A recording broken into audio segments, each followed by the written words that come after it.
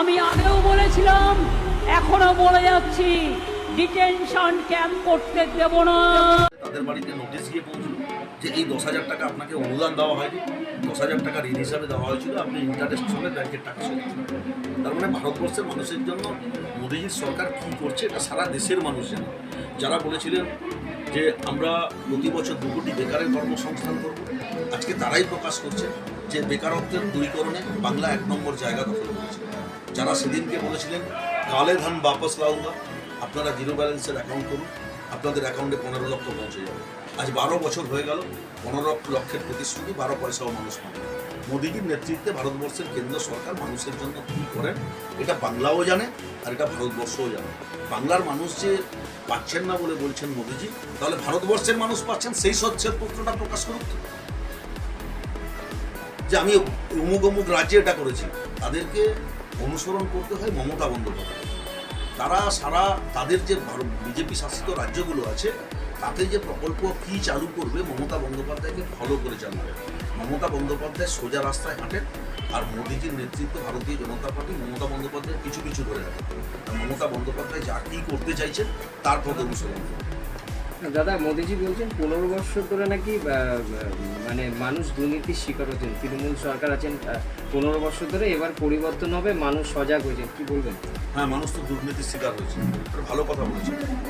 15 বছর নয়, 12 বছর ধরে মানুষ দুর্নীতির শিকার হয়েছে। যিনি বলেছিলেন मैं देश की 130 करोड़ जनता की चौकीदार, তিনি এমন চৌকিদার, এমন পাহারাদার যে ভারতবর্ষের ব্যাংকের হাজার হাজার কোটি টাকা লুট করে বিজয় মালিয়া, ললিত মোদীর মতো লোকেরা বিদেশে পালিয়ে যায় এবং তাদেরকে এখনো পর্যন্ত দেশে আনা যায়নি, টাকাও উদ্ধার করা যায়। সেই টাকা কার? ভারতবর্ষের গ্রামের গরিব মানুষ, খেটে খাওয়া মানুষ, যারা তাদের ব্যক্তিগত উন্নয়নের জন্য, ব্যক্তিগত প্রয়োজনের জন্য ব্যাংকে অর্থ জমা রেখেছিলেন, সেই সমস্ত অর্থ নিয়ে তারা পালিয়ে গেল।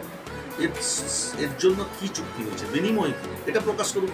তারপরে বুঝতে পারবে বাংলা দুর্নীতিতে ভরে গেছে না ভারতবর্ষের কেন্দ্র সরকার নরেন্দ্র মোদীজির নেতৃত্বে দুর্নীতিতে ভরে গেছে। বেকারত্ব দূরীকরণে 1 নম্বর জায়গা দখল করবে, নাম্বার 1। নাম্বার 2, আজকে ভারতবর্ষের কেন্দ্র সরকারের পরিসংখ্যানে পশ্চিমবাংলা শিক্ষাক্ষেত্রে কত নম্বর জায়গা দখল করে নিয়েছে, কত এগিয়ে গেছে। বামফ্রন্টের জামানায় 17 নম্বরে ছিল, আজকে কত এগিয়ে গেছে। মমতা বন্দ্যোপাধ্যায়ের নেতৃত্বে বাংলায় কত শতাংশ মানুষ শিক্ষিত মানুষের হার বেড়েছে, এগুলো পরিসংখ্যান করলে দেখতে পাবে। ওটা রাজনৈতিক উদ্দেশ্য প্রণীতভাবে মমতা বন্দ্যোপাধ্যায়কে মানুষের কাছে হেয় প্রতিপন্ন করার জন্য ভারতীয় জনতা পার্টি মিথ্যা অপপ্রচার করছে। এই অপপ্রচারের এটা বাংলাকে বলতে হবে না, কারণ বাংলা স্বাধীনতার তীর্থস্থান, বাংলা বিপ্লবের তীর্থভূমি, বাংলা সংগ্রামীদের তীর্থভূমি। বাংলা 200 বছরের ব্রিটিশকে তাড়ানোর জন্য পথ দেখিয়েছেন, সেই বাংলার মানুষকে বোকা বানাবেন? এত সোজা কথা না। বাংলা মমতা বন্দ্যোপাধ্যায়ের উপরে আস্থা ভরসা বিশ্বাস রাখেন, তারপর মমতা বন্দ্যোপাধ্যায় একের পর এক পদ্ধতিগতভাবে বাংলাকে, বাঙালিকে এগিয়ে নিয়ে চলছে। দাদা, এই ভোটের আগে 1-2 দিন আগেই দেখা যাচ্ছে যে বিভিন্ন তৃণমূল নেতা এবং প্রার্থীর বাড়িতে ওই ইডির তল্লাশি চলছে। এই যে ভোটের আগে কয়েকটা দিন মাত্র বাকি, তার আগে এই যে একটা অভিযান, কি মনে করছে? আরে ভাই, আপনি এখনই তো বললেন যে বাংলা শিক্ষা শিল্পে পিছিয়ে, তার মানে বাংলার মানুষ তো তাদেরকে ভোট দেবেন। তাহলে তৃণমূলের বাড়িতে ইডি যাচ্ছে কেন, এনআইএ যাচ্ছে কেন, কেন্দ্রীয় বাহিনী যাচ্ছে কেন? তার মানে ভারতীয় জনতা পার্টি পরিষ্কার বুঝতে পেরেছে যে এই সমস্ত এজেন্সিকে ব্যবহার করে আমাদেরকে নির্বাচন জেতার পরিকল্পনা করতে হবে। মানুষের গণতান্ত্রিক রায়ে আমরা নির্বাচনে জিততে পারবো না, তার মানুষের জন্য আমরা কিছু করিনি। যা বাংলার জন্য করেছেন মমতা বন্দ্যোপাধ্যায় করেছেন, বাঙালি মমতা বন্দ্যোপাধ্যায়।